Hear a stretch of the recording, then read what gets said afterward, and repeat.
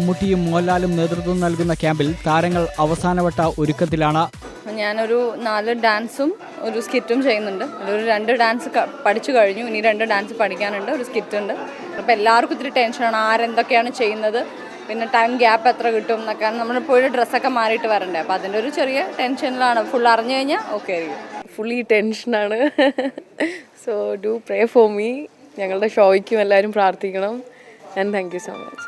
അമ്മയുടെ ഫണ്ട് ശേഖരണാർത്ഥം നടത്തുന്ന ഷോയെ വൻ വിജയമാക്കാനുള്ള തയ്യാറെടുപ്പിലാണ് അമ്മ ഭാരവാഹികൾ. ഇപ്പോൾ ഏകദേശം ഊർജ്ജസ്വലമായി കഴിഞ്ഞു ക്യാമ്പ്. ഏകദേശം 7 സ്കിറ്റോളുണ്ട്, 14 ഡാൻസുകളുണ്ട്, കൂടാതെ ഒരു 10 പാട്ടുകളുണ്ട്, പിന്നെ ഇൻ ബിറ്റ്വീൻ ചെറിയ ചെറിയ സ്മോൾ സ്കിറ്റ്സുകളുണ്ട്. 1 വർഷം മുമ്പേ ഷോയുടെ സമയം പ്രഖ്യാപിച്ചതിനാൽ വിഷു ബോക്സ് ഓഫീസിനെയും ചിത്രീകരണങ്ങളെയും ബാധിക്കാത്ത രൂപത്തിലാണ് ഷോയുടെ സംഘാടനം ഒരുക്കിയിട്ടുള്ളത്. India Vision, Kochi.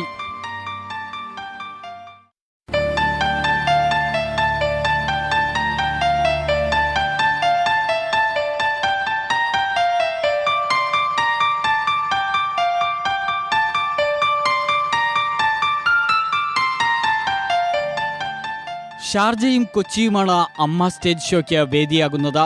ഏപ്രിൽ 5-ന് ഷാർജയിലും 7-ന് കൊച്ചിയിലും അമ്മയുടെ നേതൃത്വത്തിൽ മലയാള സിനിമയിലെ താരങ്ങൾ ഒന്നിച്ചെത്തും.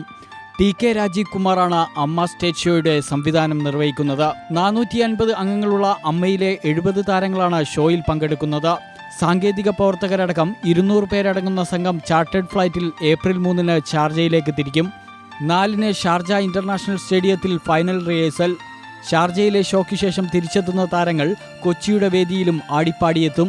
10-ലധികം സ്കിറ്റുകൾ, 14 നൃത്ത ഇനങ്ങൾ എന്നിവയടക്കം കാണികളെ ആവേശത്തിലെത്തിക്കുന്ന വിഭവങ്ങളുമായാണ് താരങ്ങൾ അരങ്ങിലെത്തുന്നത്.